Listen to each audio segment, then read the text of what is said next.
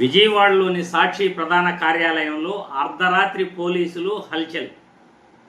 పాత్రికేయులను దాదాపు 1.5 గంట వాళ్ళు ప్రశ్నించడం జరిగింది.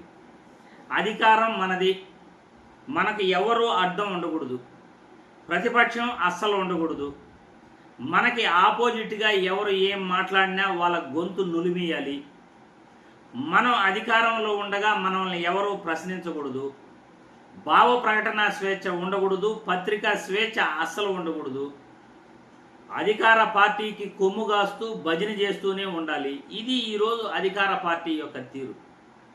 అధికారంలోకి వచ్చిన కూటమి ప్రభుత్వం 1.5 సంవత్సరంగా ప్రజలకు చేసిందేమీ లేదు, కానీ ఇచ్చిన హామీలను తుంగలోకి దూకేసి ఈరోజు ప్రభుత్వాన్ని ప్రశ్నించిన వాళ్ళందరినీ కూడా భయపెట్టాలనే ప్రయత్నం చేస్తే అది కుదరదు అని నేను ఈ వీడియో ద్వారా కూటమి ప్రభుత్వానికి తెలియజేస్తున్నాను. అధికారం ఉంది కాబట్టి మీరు భయపెడుతున్నారు. మరి ఆ దేవుడు మిమ్మల్ని భయపెడితే ఎలా ఉంటుందో ఒక్కసారి మీరు ఆలోచించుకోండి. ఏమైనా జరగచ్చు. ఆ దేవుడు మిమ్మల్ని భయపెట్టాలని చూస్తే ఏమైనా జరగచ్చు. మీకు కుటుంబాలు ఉన్నాయి, మీకు జీవితాలు ఉన్నాయి, మీరు అధికారంలో ఉన్నారు, ఏదైనా జరగచ్చు. ఆ దేవుడు అనుకుంటే పాపాలు ఎవరైతే చేస్తారో ఆ పాపాలను కట్టడి చేయడానికి ఆ దేవుడు ఏదైనా చేయొచ్చు. అది మీరు గుర్తుపెట్టుకోవాలి. ఎందుకంటే అధికారం వస్తుంది పోతుంది. మనం ఎలా పరిపాలిస్తున్నాము, ప్రజాస్వామ్యాన్ని ఎలా కాపాడుతున్నాము, ప్రజల హక్కుల్ని ఎలా కాపాడుతున్నాము అనేది చంద్రబాబు గారు, లోకేష్ బాబు గారు తెలుసుకోవాలి. రెడ్ బుక్ రాజ్యాంగాన్ని మేము అమలు చేస్తాము అంటే ఇక్కడ మీకు అధికారం ఉంది కాబట్టి రెడ్ బుక్ రాజ్యాంగాన్ని అమలు చేస్తారు. కానీ ఆ దేవుడు కూడా ఒక బుక్ మెయింటైన్ చేస్తూ ఉంటాడు.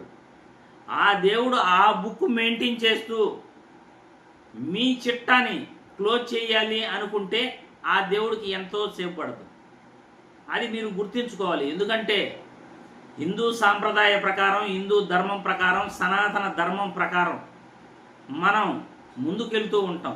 అది హిందువులైనా, క్రిస్టియన్స్ అయినా, ఇస్లామిక్ అయినా, ఎవరైనా సరే వాళ్ళ వాళ్ళ మత గ్రంథాలను వాళ్ళు నమ్ముతారు, వాళ్ళ వాళ్ళ దేవుళ్ళని వాళ్ళు ఆరాధిస్తారు.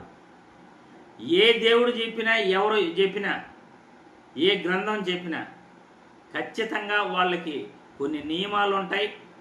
ఆ దేవుడే అందరినీ ముందుకు నడిపిస్తున్నారు అనేది ప్రతి మతం చెప్తుంది, ప్రతి ఒక్కరూ కూడా చెప్పేది నిజం. అలాంటప్పుడు నీకు అధికారం ఉంది కాబట్టి నువ్వు రెడ్ బుక్ రాజ్యాంగాన్ని నువ్వు అమలు చేస్తున్నావు.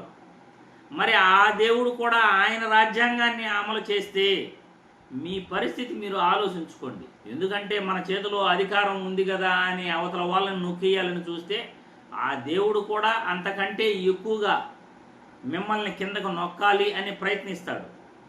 అది గుర్తుపెట్టుకోవాలి. ఎంత నొక్కాలని ప్రయత్నిస్తే అంత పైకి ఎదుగుతారు అనేది కూడా మీరు గుర్తుపెట్టుకోవాలి. నేలకేసి మనం బంతిని కొట్టినప్పుడు ఆ బంతి ఎంత స్పీడ్గా పైకి లేస్తుందో, అనగదొక్కాలని ఎంత ప్రయత్నించినా అంతే పైకి లేస్తారు అనేది కూడా నిజం. అది మీరు ఆ ఒక్క నిజాన్ని గుర్తుపెట్టుకుంటే మీరు అన్నీ సక్రమంగా మీరు పాటిస్తారు.